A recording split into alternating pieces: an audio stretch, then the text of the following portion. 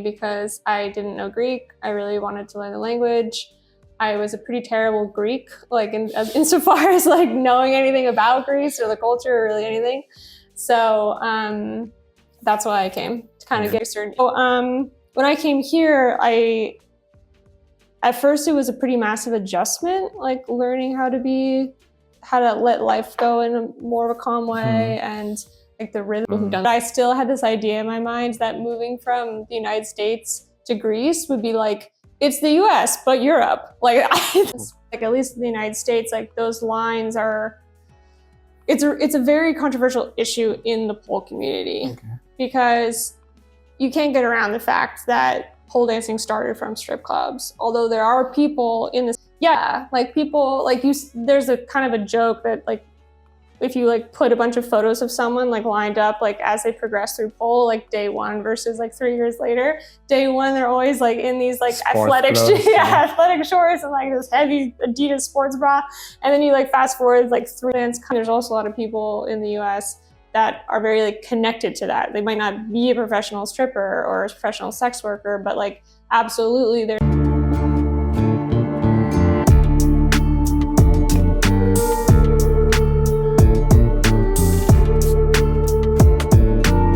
This is Expat Experts.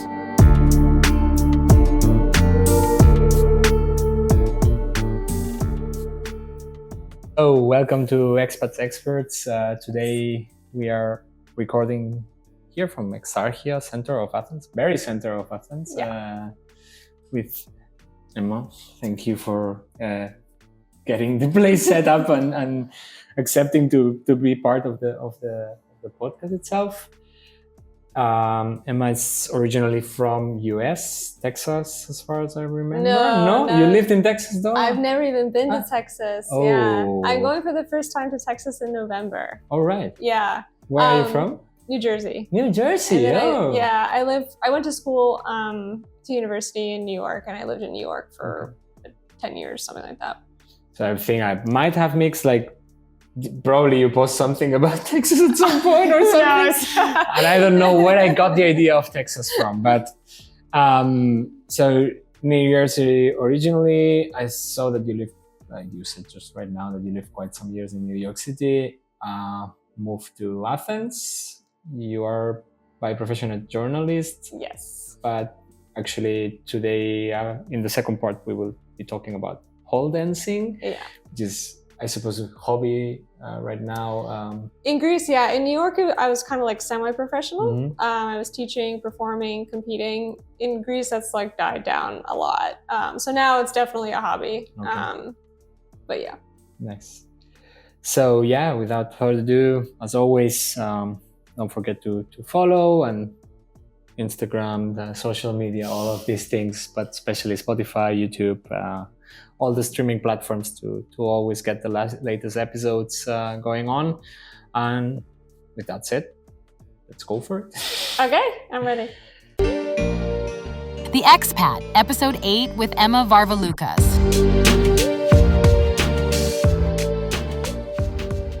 Originally from New Jersey, not Texas. Texas is kind of more interesting, right? I don't know where I took the Texas from.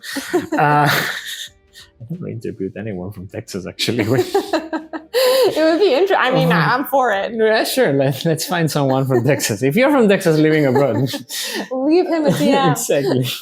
So you were born in New Jersey, then moved to New York for studies, and ended in Greece. Why? When? Yeah. Okay. So my father is Greek, so I'm half Greek. My dad met my mom in the States. My mom's American. They got married in the States. They got divorced when I was around 11, and my dad around then also went back to Greece. So I like when I moved to New York, I like loved New York. I was like absolutely in love with the city, kind of thing.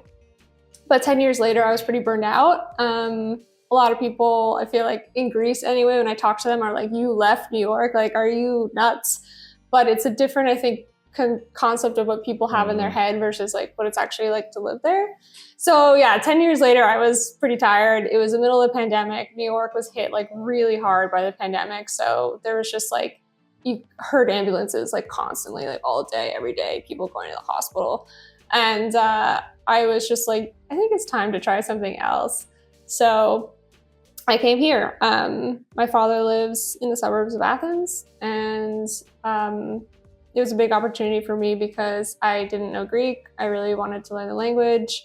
I was a pretty terrible Greek, like insofar as like knowing anything about Greece or the culture or really anything.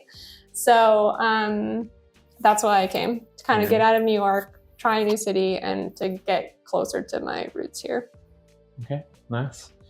You were saying like, I think that's pretty much a very common thing that you get here in Athens and in Greece, and it's probably to the fact that the international people living here, it's not that big. I mean, it's not like other cities in Europe or in the United States. The international communities are rather bigger.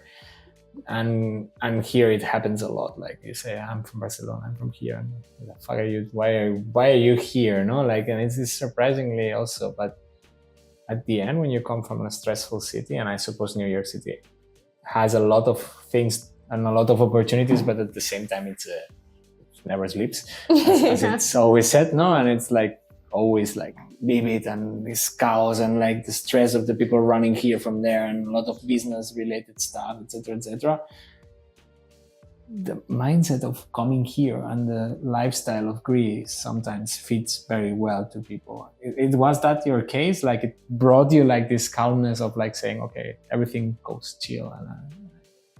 Yeah, I think that my natural, like my psychology, my habit, and my culture lead me to like a very extreme end of the spectrum as far as like running around and being productive and constantly working. Like all of that is on a really intense end of the spectrum.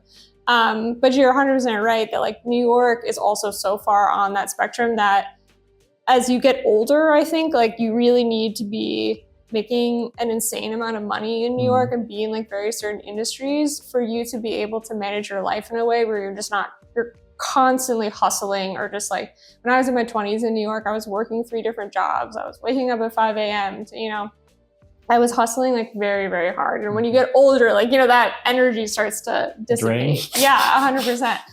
So when I came here, at first it was a pretty massive adjustment, like learning how to let life go in a more of a calm way, and like the rhythms being a lot slower and different, but I like it a lot. I've never been able to like fully adjust to that rhythm. I'm probably in a space where like probably most Greeks would think that I'm pretty intense as far as like how I organize myself. But most New Yorkers now would think that I am pretty damn chill. So I've definitely calmed down a lot. But those habits for me, like psychologically and culturally, are very hard to break. So I feel like I'm kind of like, I'm still very New Yorker, but like I've been a little bit, I have an overtaste of Greek. Okay. Yeah. I mean, at least you are not coming with absolutely not knowing anyone. Your dad is here. You have other family here in Greece, or like? Yeah, so my father remarried here. So my stepmom and my stepbrothers are here. And then my father's sister, so my aunt. And I have a couple of cousins that I see. That's like the immediate family structure that's here. And I have other extended family here, but like we don't really hang out. So they count, but they don't count. Yeah, another very Greek thing is having family everywhere, and like second, third, fourth, fifth cousin. And it's like, okay, whatever. Yeah, that stereotype, like, don't you know your cousin Epipedis? And you're like, I don't know, I haven't seen him since I was 10. Like, not really. No, I've never met him in my life. Right. Yeah, I can imagine. But at the end, like, you are coming here due to the fact of burnout, but at least you have some support. Like, you are not going to a new country alone without not knowing anyone, and like whatever. Like, how was for your mom, for example? Like, she was staying she's still living in the States, and you were like suddenly deciding, hey, I'm leaving. Ciao. Yeah. My mom was like, I guess it is helpful to explain, like, my parents got divorced, and after my parents were divorced, Well, my mom had been coming to Greece every year with my father. So like she had a lot of experience of Greece. And then she was like, I'm never coming to Greece again. Like she doesn't ever want to step foot in the country ever again. So for me to like suddenly like wake up one day and be like, I'd like to go to Greece, she was just like, why? That was kind of the reaction of the entire extended family in the United States, was like, why does she want to go there? There was just a lot. Actually, I get that disbelief from the United States and from a lot of people in Greece. Like, why are you here? As you said before. And then she was like, well, I mean, I guess like I've had you for, at the time, I guess I moved when I was 29 or 30. She's like, I guess, you've been hanging out with me for 30 years. I guess you can go hang out with your dad for a bit. That was her reaction. Like, she's sad to have me over here. Everyone also thought when I came here that I would come here for like 6 months, like max a year, and go back. And like no one expected that I was going to be here. Now it's going to be coming on 4 years pretty soon. So it was also a shock to my Greek family that I came here, because like I have a sister and she was always like the Greeker one. Like I was never interested in Greek culture. I was never interested in Greek as a language. I just wasn't interested. So the fact that I came here, I learned Greek, and I've been here for a decent number of years, everyone was like, okay, that was unexpected. But it was obviously, it really helped having like a landing pad when I came. Like when I first came, I actually moved like basically into the second lockdown here, and I stayed with my father for like 6 months. Otherwise I would have been sitting in an apartment by myself. And I have friends that moved around that time and were like, they had a really, really difficult transition. I did as well for different reasons, but it's really helpful to have people to call and be like, I don't understand how this website works, or like why, just the like little things that you need to adjust to. There's always an easy answer there. So that was very much so appreciated. Shout out to the Greeks, my Greek family, for helping me with that stuff. Super bureaucratic. Always the complex part of entering this country, if you come from the outside of the European Union, but also coming from inside of the European Union, it's still not easy. It's ridiculous, like how the processes of bureaucracy in this country are overcomplicated.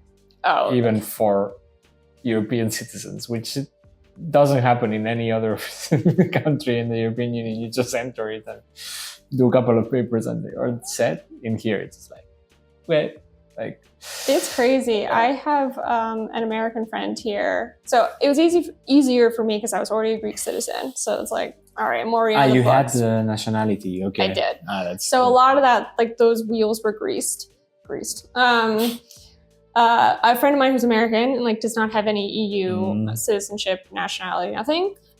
Took her 3 years to get her residence permit here. She's married to an EU national, and like everything's done in Greek. And so like when I talk to her, like oftentimes I think like, how do people get by here like not speaking a lick of Greek? Like all of the like instructions on government websites tend to be in Greek. Like I don't know how people do it, to be perfectly honest.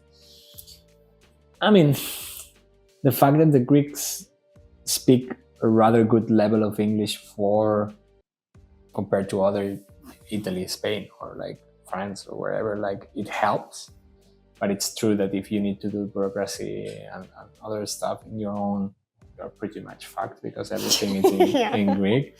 So you always need this Greek friend who speaks good English to call him and say, hey, sorry, this is, how the fuck do I do that? And then you're like, hey, okay, I do it for you. Exactly. We talk later. Pay me in black. A couple of beers. Yes. Basically, yeah. Sure. And you said also there, like, you didn't speak any Greek at that point of time when you came here? Like, so I had started learning Greek about a year before I moved. Okay. Which like when I came here, I was probably a 1.5. I wouldn't call, I feel like theoretically I was A2, but like from an actual like use perspective, I was not. And when you arrive here, the half goes out and it's 0.75. Exactly. Yes. I was just like, like everything that I thought I had learned, like actually putting it into practice, I was like, okay, this is a bigger uphill than I was expecting. Mm-hmm. So, but yeah, I've been here, like I said, almost 4 years. I'm taking my proficiency exams in 2 weeks from now. So we're filming this in May.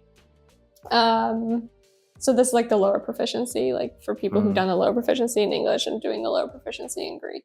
So you studied all this nearly 4 years, like since the day that you arrived, you put yourself into it. Yeah. I do lessons online with my Greek teacher that I'm also close friends with. Yes. And yeah, I have been studying a lot. That's good. I mean, in your case, I suppose it's also a part of like rediscovering your roots, which is also nice in the sense of like, probably it also helps to understand culturally things that happens around you here in Greece. What has shocked you the most when you arrived, like through these 3 years or 4 years that you were not expecting the Greeks to be doing, or the Greek culture to be like that? Oh man, I mean, everything. I was like profoundly naive when I should explain that. I don't want to be like the stereotypical American, but I had traveled a lot. I was very like cultured in that sense, but I still had this idea in my mind that moving from the United States to Greece would be like, it's the US, but Europe. Like there was no like thought in my mind about like how different the two cultures are. So I was kind of shocked by literally everything.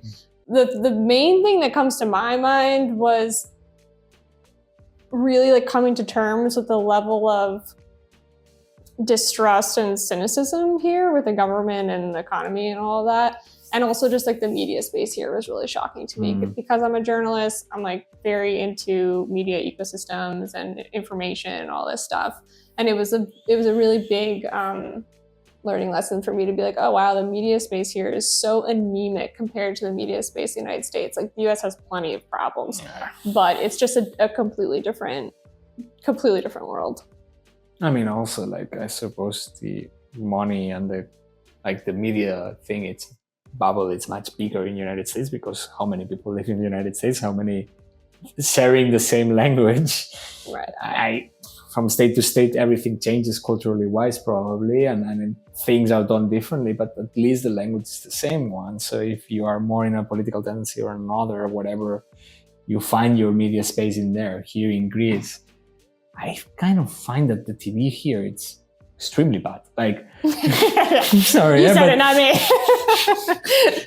It's just like, I don't know. I mean, it took me some time to, of course, understand what it was going on. Of course, like I'm here for 3 years and I'm also learning Greek and I'm not close to doing a proficiency level exam at all. Not the easiest language. But at the same time, when I watch TV and when I watch news in here, I'm surprised by the low quality standards of what is journalism here in general. I'm not criticizing anyone specific, but more in a generic way. On maybe it's the format that it doesn't enter me. Like it's just like this whole connecting live and making it so big when it's just some people passing by, and it's just like, why are you making this drama out of it? Like I don't get it. Like it's curious. It's another way of doing journalism itself, I suppose. Like, was that because you're still working for American companies? So you didn't need to change the job when you come here? You had it before? How it was that? So I had started a new job for like a year, 6 months, something like that, before I left the States. But it was the job that I was hired for was to essentially build an organization from scratch. So in doing that, there is this kind of jobs. Like, yes, there is. Here you have build an organization. Yes. Oh wow. Okay. Yes. It was a lot of work. But it exists now and it runs, so it can be done. But when the pandemic, like I had it in the back of my mind that I wanted to leave New York. Of course, I was not expecting the pandemic to hit, but it really worked in my favor because everything was remote, you know, as far as like office jobs were remote, right? So I used that as an opportunity to go to Greece. And because I started the organization, I came here and then I hired everybody in like European and Asian time zones rather than hiring people in American time zones. And thankfully, like my boss who like founded the organization and like finances it, was open-minded about that. I think heavily because of the pandemic and because like we're just in a world now where like everything was remote first. So that worked out like very, very well for me. But there are a lot of factors there that could have not worked out. And I always told people like I didn't want to come into Greece and enter the economic sphere and like the job market in Greece. I just knew that was going to be not beneficial for me in many ways. So if that hadn't worked out, like I maybe would have tried to find another job, but I probably would have gone back to the States because I wouldn't have wanted to sacrifice the job opportunities. I was very lucky that ended up working out. Okay. So right now your work colleagues are, because that's also one of the things that happens if you're like hired in the United States or Asian thing, is the time difference. It's huge. Like I have work colleagues who are in Panama, for example, and there is only like 2 hours of gap where you can talk with these people, because when they are just starting, you're just finishing, and it's just like a little bit more complex. But in your case, like most of your colleagues then are similar time zones, or so my colleagues are colleagues are either in the UK, Europe, or Asia. The ones that are in Asia does get a little bit complicated. Like I think there's a 4 or 5 hour time difference depending on the time of the year, and that can get a little like, ooh, you know. All of our third-party vendors though, so like the people that run the website, the people that produce our podcast, the people that like we place ads with, like all of these additional people, they're all in the States. And it's manageable when they're on the East Coast. It's like very difficult when they're on the West Coast. Like when you start doing that, it doesn't work. So I try to avoid that at all costs. Still though, like I work Greek hours here, but at the end of the day, because I know that I'm lucky to be here, there's still an expectation that I need to be flexible as far as my evenings go. So like there's definitely been times that like we've had to record a podcast at like 1 a.m. Greek time, you know, or stuff like that. Like that happens. But for me, it's like well worth the trade-off, you know, to be here. I wouldn't complain about that per se. Makes sense. Yeah. If you could bring something from the United States here, what it would be? Bagels. Like I don't have to think about it. And then sushi. Bagels, sushi, Asian food in general, Mexican food, or it's all food. It's really funny that you want to bring sushi and Mexican food from America. I mean, I would take it from Mexico and Japan, but also from the States. I'll explain. First of all, there's a strong lack of knowledge in Europe about bagels. Like, I don't know what it is, but there are just no good bagels here in Greece. I've never really tried bagels elsewhere in Europe, but I feel like pretty strong that like they probably don't exist in most of Europe in like a way that I would find. You would need to go to the north of Europe, probably to like Germany, Belgium, and this part. It's probably not the same that you have in the United States. Yeah, I'm like from New York, very particular about bagels. Very, very particular. And it's funny to me because I tried like for a long time when I moved here to find bagels, and like some people were like so sweet to me to like try to help me, and I would like arrive and be like, the bagel. I'm like, oh no, this is not it, guys. This is not it. But yeah, the international cuisine thing was really rough for me coming from New York to here, because it's non-existent. It's non-existent. And when you talk to Greeks about it, like they really don't. Some do, like, you know, ones that have lived outside of Greece and traveled quite a bit, they get it. But a lot of Greeks, when you talk to them, they're like, but we have Mexican food. And I'm like, no. You have Tex-Mex food from Texas? Probably. I don't know where it's from, to be perfectly honest. I'm like, ooh. Well, that's a very typical thing to have, like, in Europe specifically. I don't know if in the United States it happens, but a lot of the Mexican restaurants, I've been to Mexico a couple of times. Mexican food that they serve in Europe, it's Tex-Mex. And it's not Mexican. Right. It's still branded as Mexican, but it's not Mexican. Right. It's also because of lack of ingredients, etc., etc. But it's true that if you compare a city like Athens, which is the capital of a European country, to any other European country capital, there is no international food here. Like the catalog of international restaurants is rather limited. You have some Pakistani, Indian, and it's mainly because of immigration coming here and then building restaurants like everywhere. Right. Let's say like this, but the lack of Asian in the sense of Chinese, Japanese,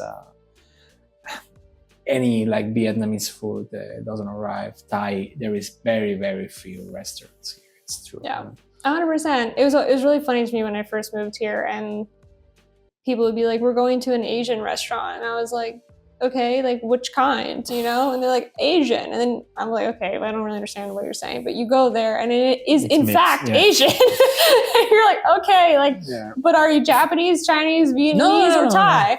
Like all of it. And you're like, "But you can't possibly make all Korean. of this well." No. This whole Fried rough. rice next to gyozas, next to sushi, next to Pad pho. Thai. Pad Thai, yeah. Like there are places there are places here that do. You need to know but them. you need to and know. Mhm. let's not make let's not gentrify these places. We will talk afterwards. Yes.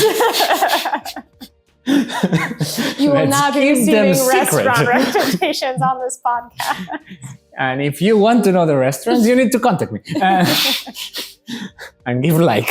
No. Gosh. Subscribe, like, and then maybe we'll consider And then we sending will you the good Thai talk. restaurants. What about culturally, like in general, like I don't know, there is a lot of like recurrent topics in this podcast about like coffee, like life outside, which is very different. I don't know, because I think in New York, at least quite some life, it also happens outside. You go to restaurants, you have a lot of like activities. So probably this is not so different in that sense. I suppose the way of going out and the way of doing things, it differs so much. I mean, I've been to New York, but as a tourist, I never lived there. So that's a big difference. I went out in New York, but I suppose I wasn't the most touristic places that one could that be. happens. Yeah, that's normal. Yeah, it's funny. So before COVID, anytime I would come to like just a lot of Europe, obviously not all of Europe, but like certain parts of Europe, I was always struck by like people being outside, particularly like in warm countries, obviously. Like I don't think in Norway it's like that. And I was always really kind of like jealous of that because it's really nice. Like it is something I really like about Greece is like people are out like on the streets, like eating and drinking and hanging and like everything is just outside. New York is very outside in the sense of like people are in parks, people are constantly doing stuff. But until COVID, you didn't really have like this atmosphere of like people eating and drinking on the street. That changed with the pandemic because they opened up a lot of the laws. And now post-pandemic, they actually like kept that. So it's actually kind of a nice change in New York now. Okay. That like it makes it more similar to like the vibe here in Athens that I like a lot. Other thing that I really like about Athens is that you see people of all different age groups like out quite late. You don't see that in New York. Like generally the people that you see out are like between 18 and 39 years old or maybe 45 because like everyone's kind of younger there. But here like you see people, you know, like the majority of the platillas are full of old people normally, and then young people goes there after they finish work. But during the day, it's. But also late at night, like you know, sure. I feel like I see people that are in their 60s and 70s like out at restaurants until like pretty decently late hours. Why would you not? Like if you don't need to go to work next day. Well, I hope I will do that when I'm.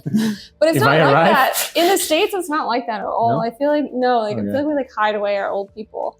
But it's also like a concept of like, for example, I think this is also like a mentality thing. Like here you live and grow and live in the same city for all your life, for example. And this retirement thing, it's more like if you ever retired, you arrive and you still live in the same apartment that you had for the whole year, whatever. Like, well, probably the concept of retirement in the United States is much more like, okay, I worked in the city all my life and I'm planning to retire somewhere a little bit more calmer or like, I don't know.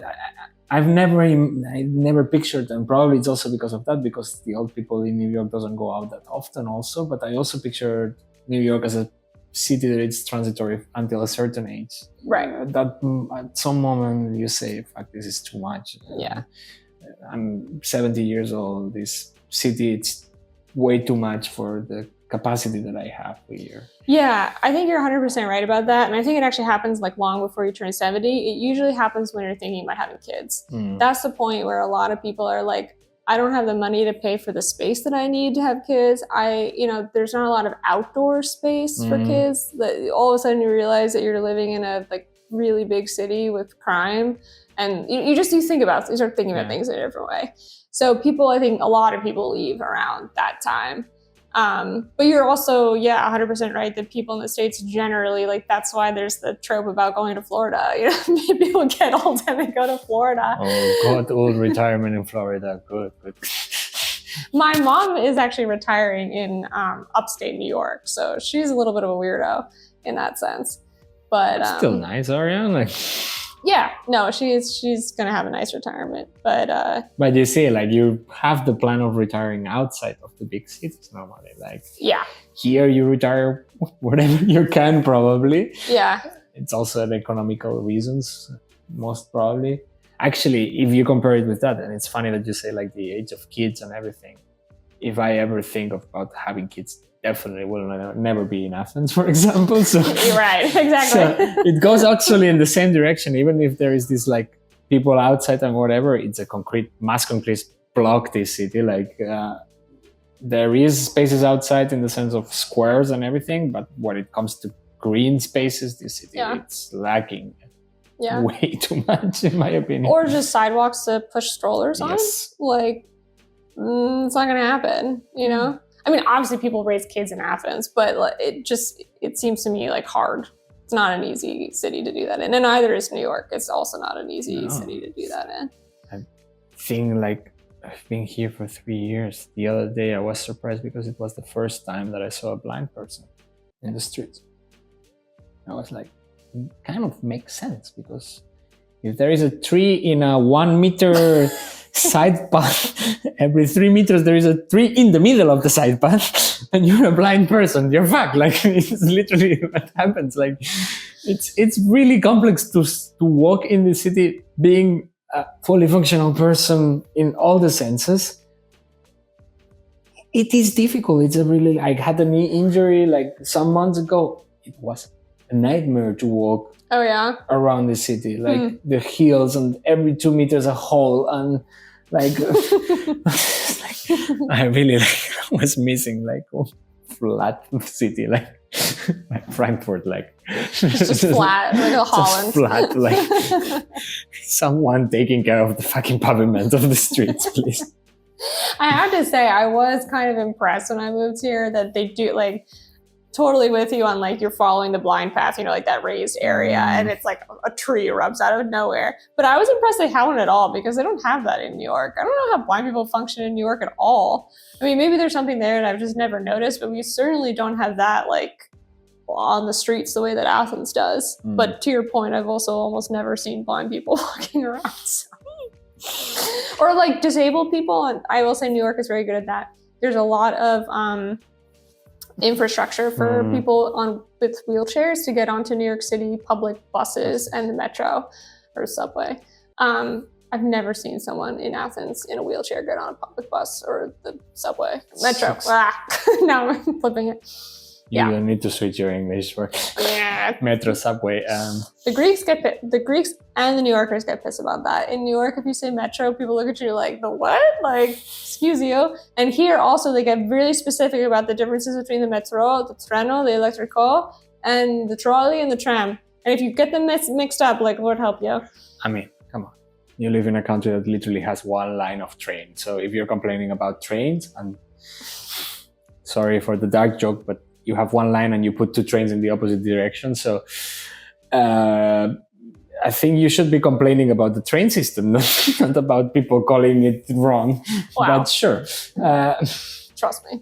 improve the train, the bus systems before, and the buses itself, and then we can talk about it. Sure. Yeah, there's a lot going on here.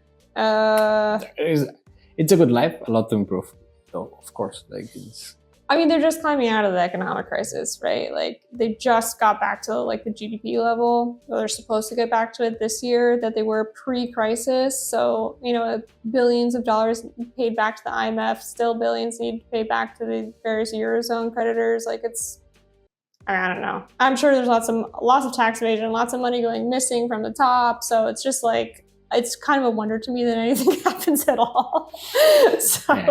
But I totally understand, like, coming from the standard of like particularly organized European cities, I can completely understand why people come to Athens and are like, are we still in Europe?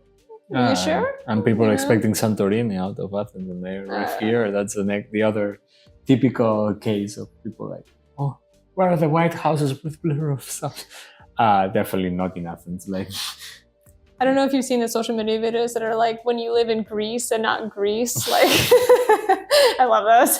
Yes. I've seen them so many times and I watch them every time. You said also about timings, because I saw a couple of videos of yours making jokes about American timings. How are you dealing with that? Because if Mediterraneans, we do something, it's doing things late, very late, everything. Yeah. So there are two aspects to that. One is the spontaneity of it. In New York, it's really difficult to have like spontaneous plans. Like I was really struggling there with like everything is people's lives are so scheduled. Everything is so scheduled out. If you want to hang out with someone, if you really need to ask them in advance. And then if you hang out, the time that they give you is like, I need to run in 55 minutes. And you're like, okay, I'm sorry. You have exactly 55 minutes to have a drink right now? No, for 54 now. Exactly. And like at the time that all seemed normal because it was like, when you only swim in one particular water, like that was like, okay, that's just how social life happens. And then when I moved here, it was like simultaneously a source of stress and a great relief. Like when you would go and hang out with people and you're still hanging out like 5 hours later. Part of that to me is like, okay, I had not planned for this to take the entire day, but okay, here we are. On the other hand, it's really lovely that people are like so generous with their time and are just like, yeah, well, you wanted to hang out, so we're hanging out. On the other hand, it's just like, I'm alone here. I need to the city. Nothing else to do. Like, yeah. Bring me another beer. Exactly. Have another coffee. Like, whatever. Coffee for 5 hours. It's only one coffee in this country. It's true. That is true. So there was that. And then like what you're saying before, where it's just like the entire clock is shifted backwards. And I've never been able to adjust to that. Like my first couple of years here, I was partying a lot because I was new, I was single. You party. But even then I just couldn't, it's just not my natural clock to like go out at 11, or like the Greeks properly do go out at 2 a.m. 11 is early. Yeah, exactly. 11 is late for me. Okay, 11 is late.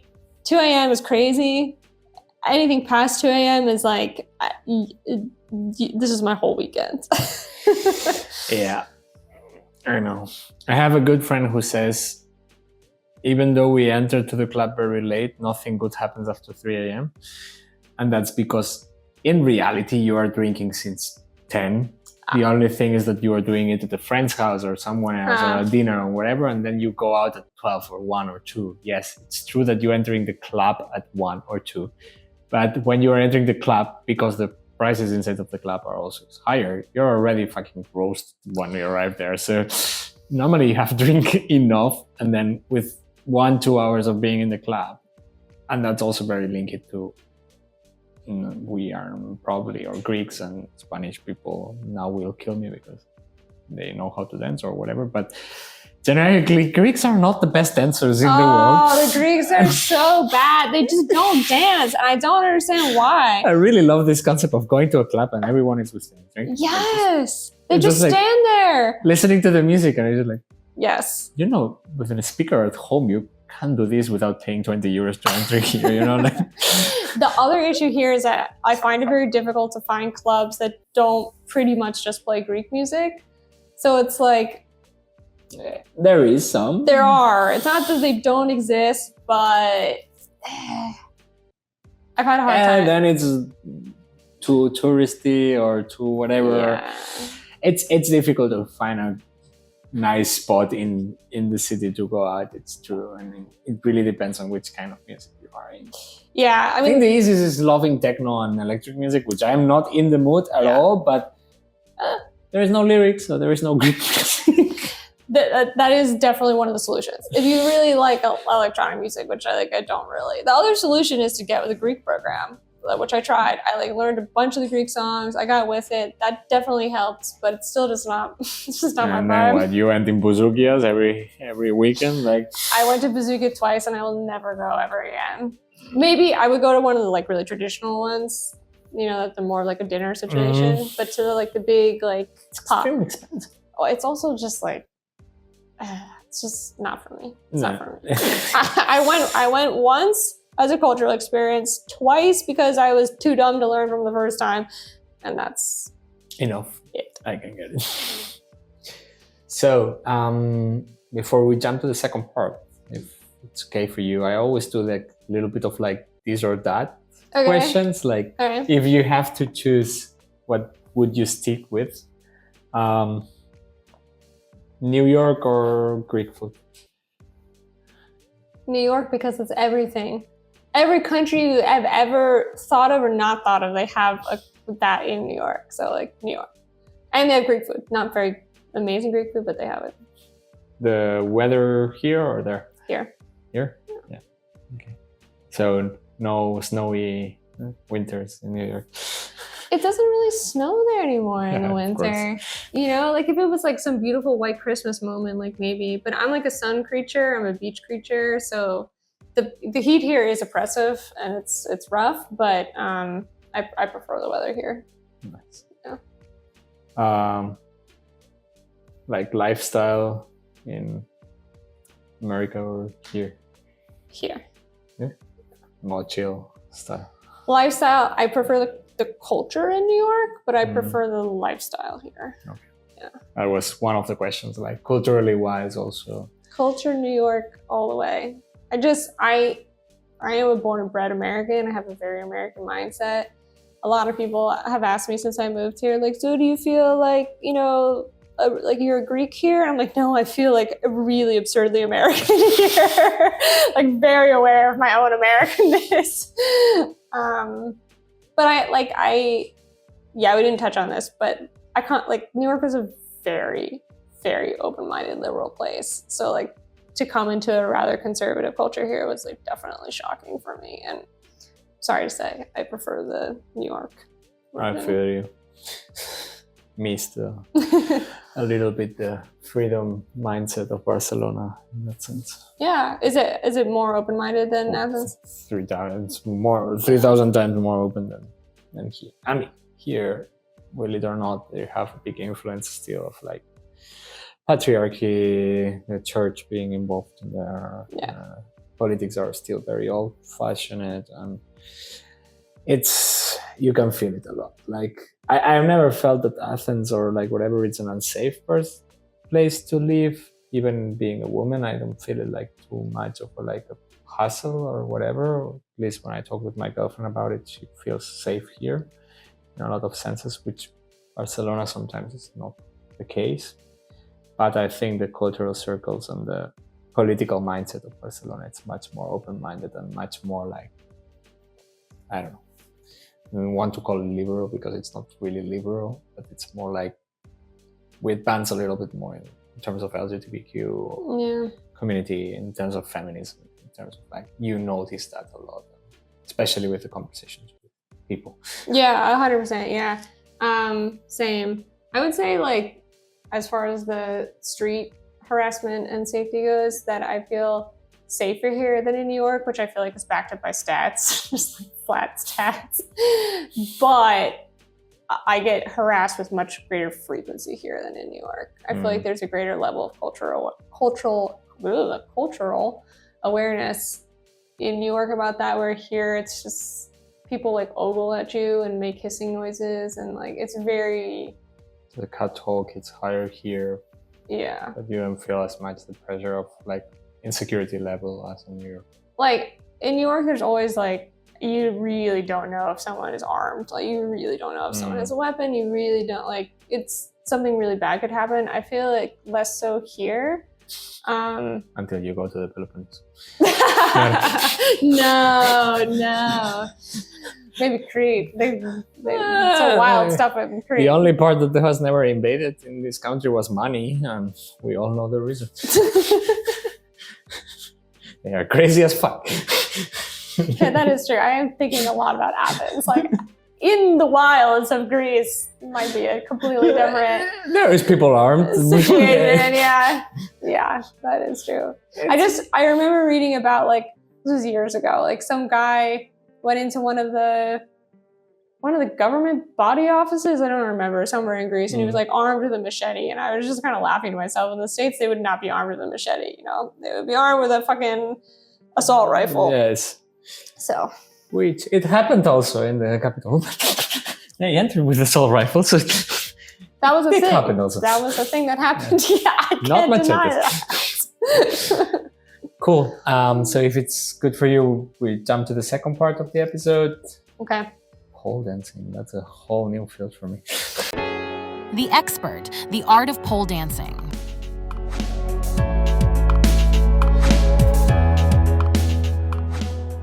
So, welcome back.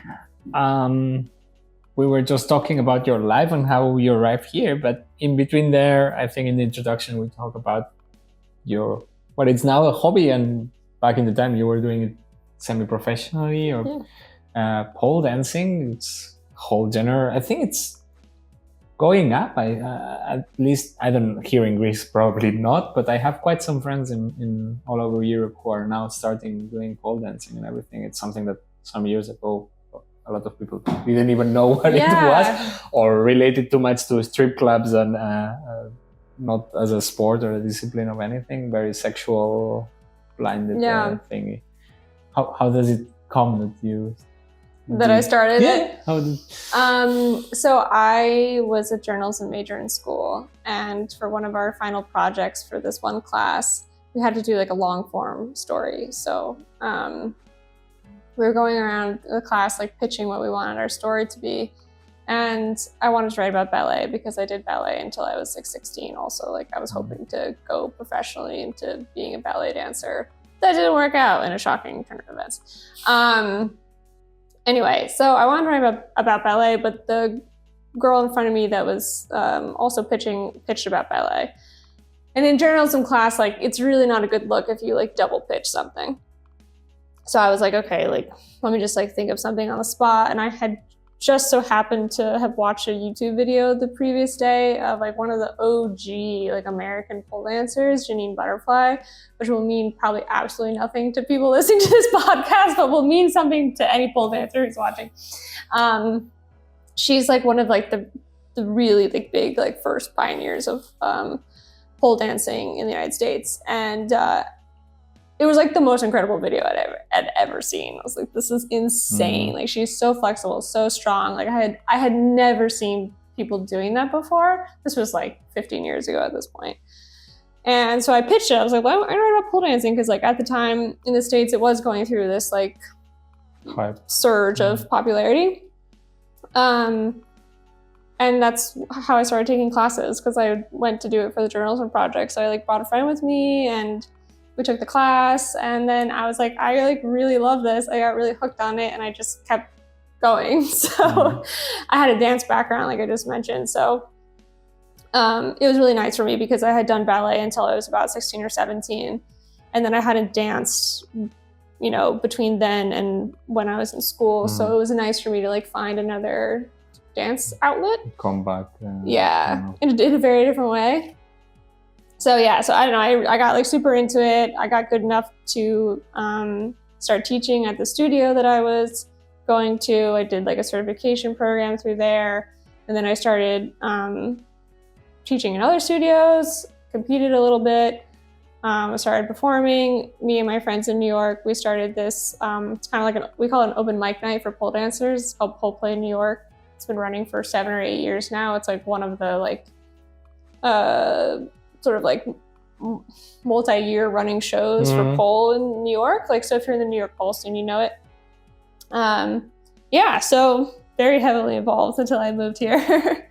Nice. So this project that you built, it was more like a kind of show, or it was a way of like getting people to also try it out, like more like a...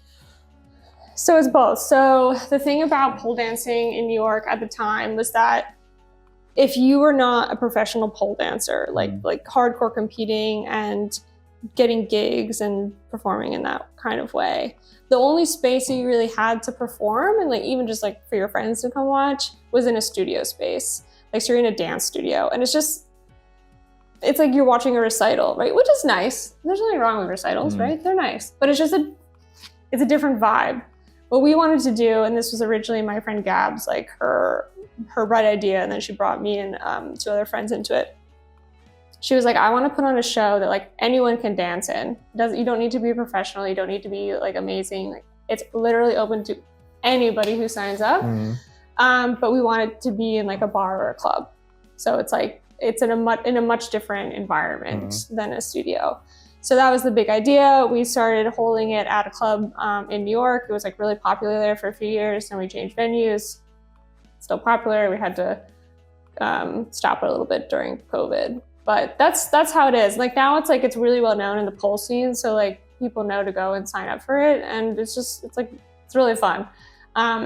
Afterward, we have an open pole jam. So like anyone that wants to get on the pole can get on the pole. Isn't that extremely dangerous? I don't know. No, because people have survival instincts. Like no one gets on the pole. First of all, people think it's going to be dangerous, but once you get on a pole, you realize that you don't know what you're doing. You don't know even how to be dangerous because you don't know how to climb. You don't know how to create momentum. Like, so. I mean, the good part is that normally you start from the floor. They don't hang you up there. I suppose. How are you going to get up there? You don't know how to get up there. So. Like a monkey? Yeah, it doesn't work. Actually, men always want to climb up there like a monkey, and that's not how you can climb. Horizontal, yeah, you can't do it. So, but it's really fun, and like the sort of like pride and joy of all that for us is like, on the one hand, it's a really great space for pole dancers. On the other hand, we get the feedback from the audience all the time that they're like, the space, like the atmosphere that you've created is like amazing. Like it's so supportive. People are so happy to be there. It's very open. Like it's just like the vibes and the feels are really, really fun and really, really awesome. So we're very proud of that show, the 4 of us. Janine Butterfly as a name. Yeah. Is that her real name or it's an artistic name? It's just like, is it common to put like pun names to your artistic, like being a pole dancer, and or it was more like a hiding thing at some point? I think her real first name is Janine. Butterfly is definitely not her real last name. I don't know what her real last name is actually. It really depends. Like a lot of people in the pole dancing world have stage names because a lot of people don't want to be like, this is my first and last name, have it be on the internet, and like if they work a corporate job, if they have a conservative family, like all the different reasons. Yeah. But there are also like, there's plenty of professionals I know that just go by their first and last names, and that's. So I suppose it's a little bit how concerned about your circles or how your circles are and how accepting around it. Because at the end, I suppose there is a lot of taboo around it. It's still very much linked mentally to, especially for conservative people and people who doesn't understand it as a form of art, but more like in a strip club or like a, I don't know, a sexual dance in that sense. No, I suppose it's still there, this whole mentality. 100%. And to be fair, like at least in the United States, like those lines are, it's a very controversial issue in the pole community because you can't get around the fact that pole dancing started from strip clubs. Although there are people in the States and elsewhere that, because of the taboo, they really don't want to be associated with that. So they've tried to create this kind of like alternate history where they're like, actually pole dance comes from the Indian pole dancing macabre, which is like this big wooden pole that like, it's like really unrelated.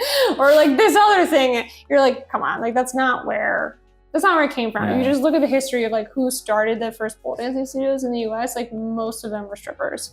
So if you want to be part of something, just be part of it. Like that comes with risks and downfalls, but that's just what it is. So, but it's a big thing in the pole community about like people on the one hand wanting it to be respected as an art and a sport, which it is, and trying to distance themselves from like the strip club roots and the strip club aspects of it. And at the same time, there's also a lot of people in the US that are very like connected to that. They might not be a professional stripper or a professional sex worker, but like absolutely there's an aspect of it that like they're getting in touch with their sexuality. They're feeling really good about themselves. Like you're wearing giant heels half the time, you know, like it's just kind of part of the game. Oh, that's the dangerous part. Yeah. That's also the dangerous part, the physically dangerous part. In Europe, I shouldn't speak for Europe because I don't have a good sense of it like all over the continent. In Greece, like it's much more like sporty. We compete, we're very serious. You know, a lot of the pole studio owners here are professionals. They compete, they have the schools, they'll dance with the heels and stuff, but like they're not also dancing at the club. Like there are some, but it's definitely not as common here as it is in the States. Well, if you're a professional stripper and you do pole dance in a club, in a strip club, it makes a lot of sense that you try to do pole dancing. Like you take lessons or that you go to these lessons. So I suppose that you encounter a lot of people or some people who are really like doing it because they want to bring it to their strip club dances, which makes sense because it, at the end comes from that. So how do you live with the combination of people of like taking it from an artistic perspective versus someone who is taking it for a professional reason?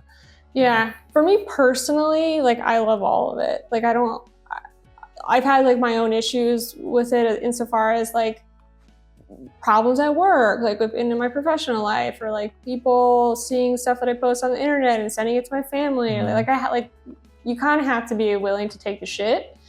But I just think like every aspect about pole is like awesome. Like I'm just a kind of abject fan of all aspects. I think people that try to like silo it for themselves, I think are doing themselves a disservice and doing a lot of other people a disservice because they're just not being honest about like the full kind of flowering of the thing.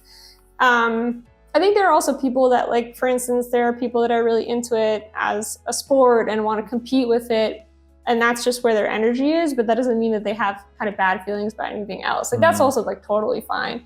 I think the issues that come out a lot in the community are when someone is like, I am not a stripper, okay? Blah, blah, blah, blah, blah, blah, blah, blah. And you're like, well, okay, a lot of us aren't strippers. A lot of us are not professional sex workers, but like, kind of like the lady doth protest too much. Like just, you've chosen to get into something that has this in it. If you didn't want to get into that, you should have done like aerial hoop or like aerial silks or like polka dancing or you know, whatever. Whatever you want to do. Salsa, nice. I don't know. What about clothes-wise?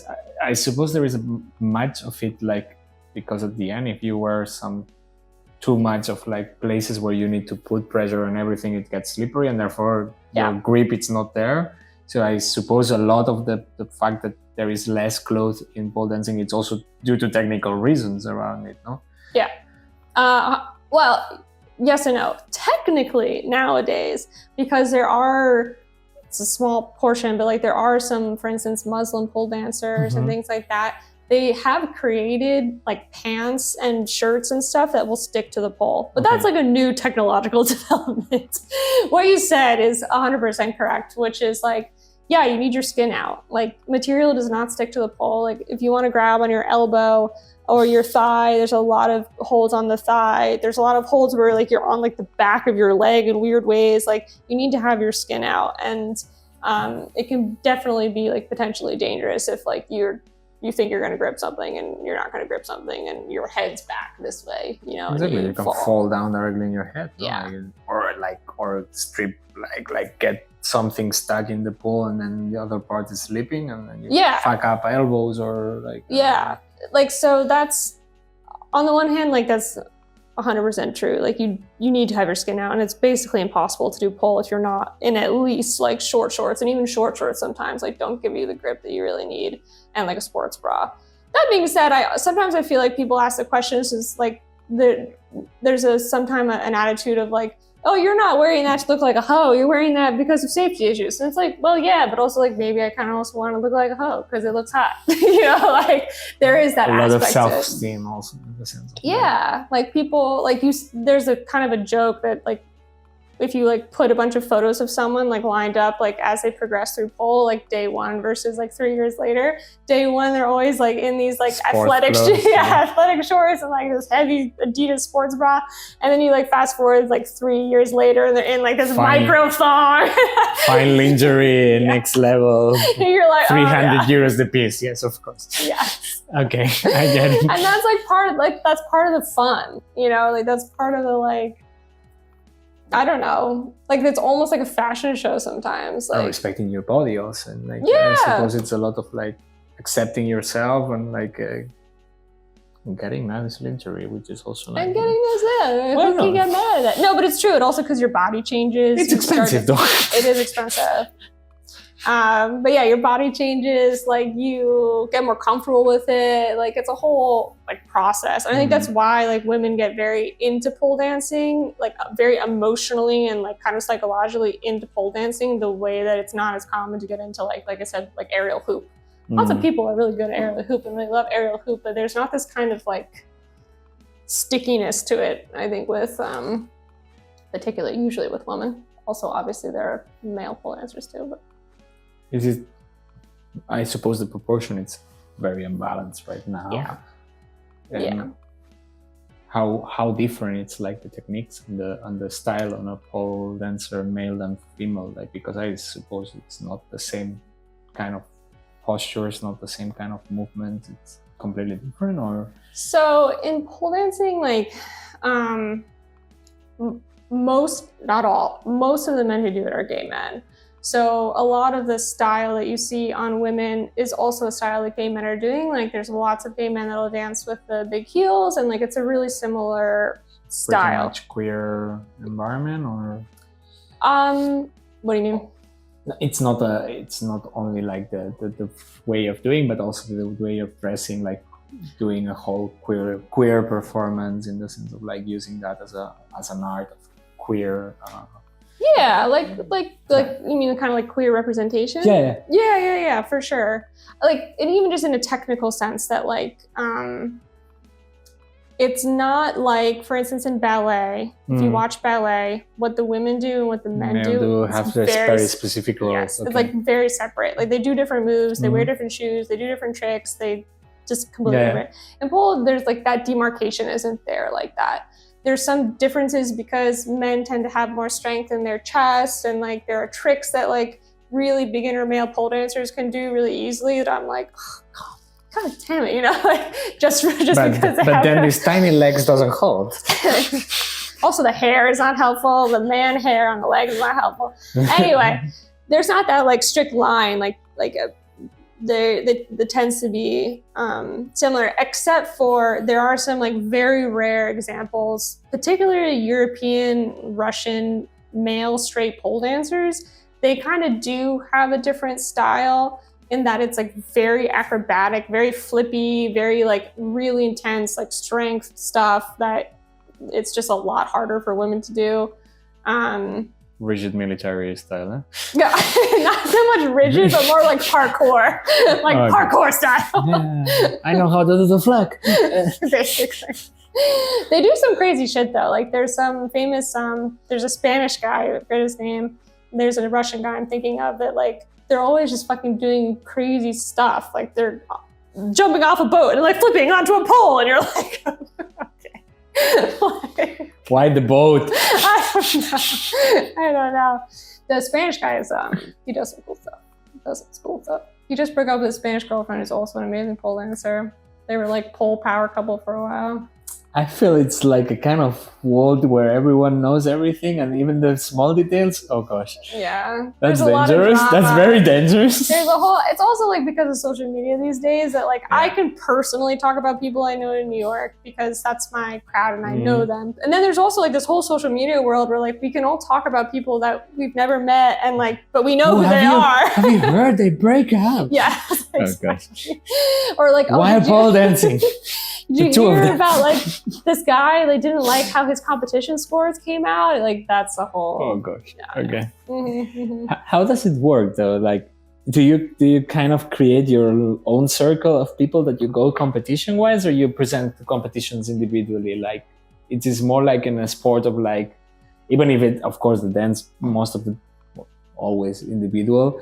You go with a kind of clan or like a kind of a group of a same studio called whatever, and you have this fancy name, like a little bit like it sounds a little bit like the dance competitions at the end of hip hop, and or like they tend to be like this. Yeah, you have your own crew of people that you always dance with, and you have your routines with them, and you have your exercises with them.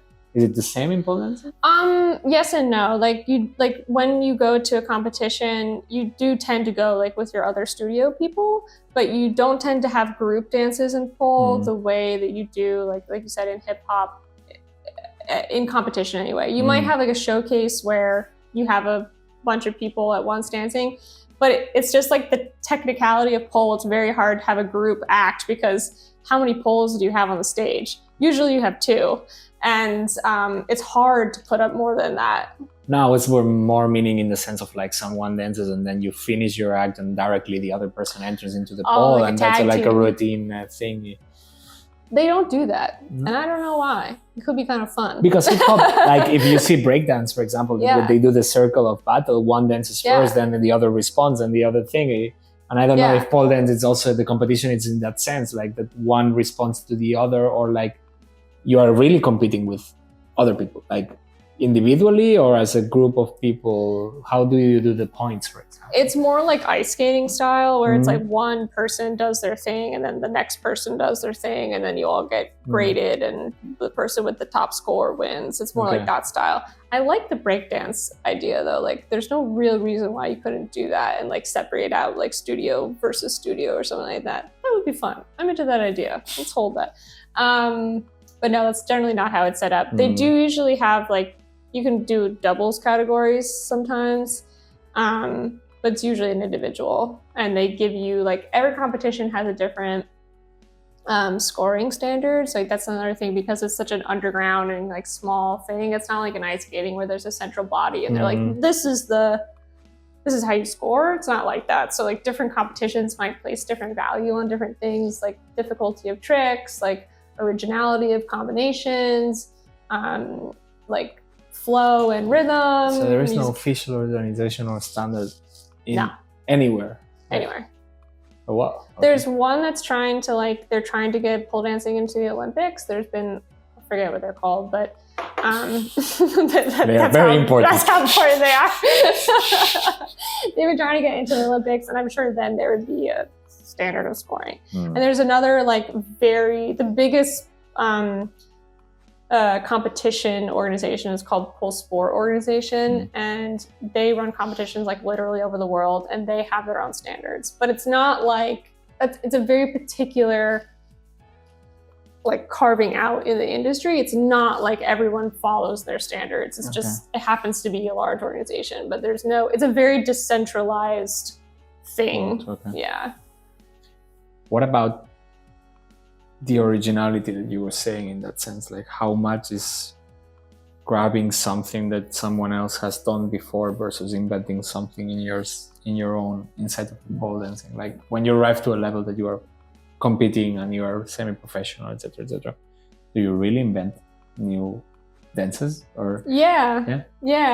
Like you really have to be really good, but yes, there are people, particularly because of sport. Now it's a little bit harder to like properly invent a new trick. Now is like there's enough people, and like it happens everywhere. Like everywhere in every sector right now, everything has been done before you. So just reinventing a little bit or changing a little bit of what someone else has already done. But how much is like, it's more like in the idea of like, okay, this can be linked to this other thing. I can do these two things together and this will be better, or? Well, so back in the day, it really was like people inventing like literal tricks. Like I mentioned Janine Butterfly, like there's tricks named after her, and there are famous pole dancers that like there are tricks named after them because they are the ones that did it first.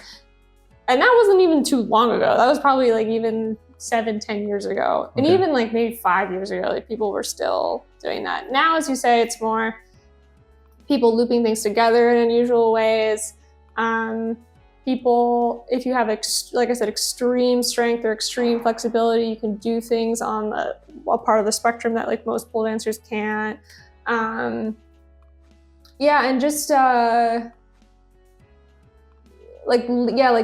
linking of things together is also kind of tough to do, like tough to make up new things if you're not like at a fairly high level and like fairly professional. And there's also like people, a lot of times when people think about pole dancing, they're thinking about like tricks in the air, which is a totally fair thing to think about.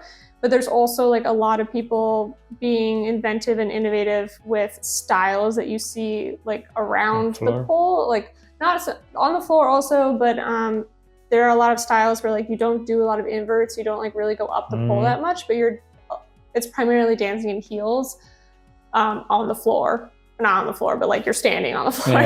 And like choreo with that in different styles. And there's a whole thing now called edge work that was made up like not too long ago. And so there's still like, it's still growing and developing.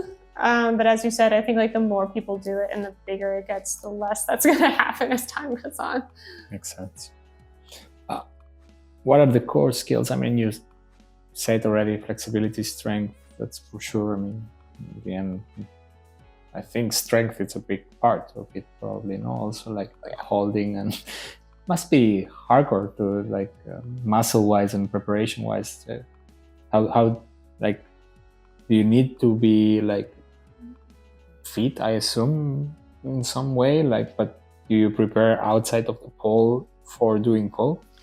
So when I started pole, like I had like absolutely no strength at all. Like I was stick thin and like no muscles. And like most people when they start pole, like do not like of course, some people come into it, they're already a dancer in another way, or like maybe they've gotten really strong doing CrossFit or rock climbing or whatever. So those are those cases. But most of the people who start pole started from like absolute zero. And you build the flexibility and the strength as you go, which is like also like part of the whole process. Like there's lots of goals to run after. If you are doing, this is a mistake that I see a lot of people make and that I made myself, that if you're doing pole more than maybe once a week and you're only doing pole as your exercise, is actually really bad for your body because you're putting your body in positions that are like very unnatural and asking it to do strength-based things in positions that are highly unnatural, and your body's like, why are you doing this now? Yeah. So you really should be cross-training. Most pole dancers don't do that, but you should be like going to the gym or like doing other forms of exercise that are going to like make sure that your body is protected, because again, it's such a new kind of field. Lots of people are injured. I injured myself like forever, basically. I'm going to be chronically injured. Like everybody has injuries in pole if you get to a certain level, which I feel like is the case for like is most professionals in most sports have injuries, but I feel like it happens in pole at like a level where like you shouldn't be getting injured, where you're like really still kind of a beginner, intermediate, and like, you know, like people are getting injured way too early. Yeah. Okay. Because forcing the body probably also without doing any other preparation for doing it. Yeah, and people don't have a good, like, they see things on the internet, they want to attain a certain trick, or like, you know, that means they're a certain kind of level of pole dancer, and they're not ready to get there. And the bad thing is too, the teachers, not all teachers are made the same. Not all teachers are like properly instructed about how to teach pole, which is a whole other issue. So they'll encourage students to get into things that they're really not ready to get into.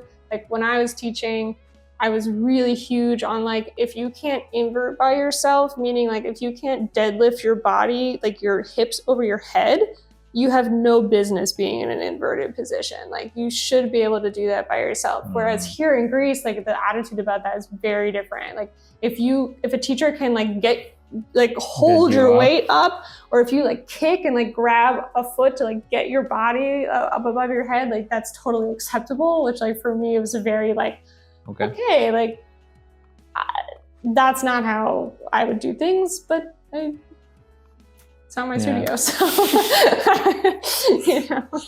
How did it affect moving here, pole dancing? Because at the end you were saying that the scene in New York, or you had a quite nice scene built up there. Yeah. Here it's not the most common thing as far as looks like. Did you stop? Like, did you continue? How was it? So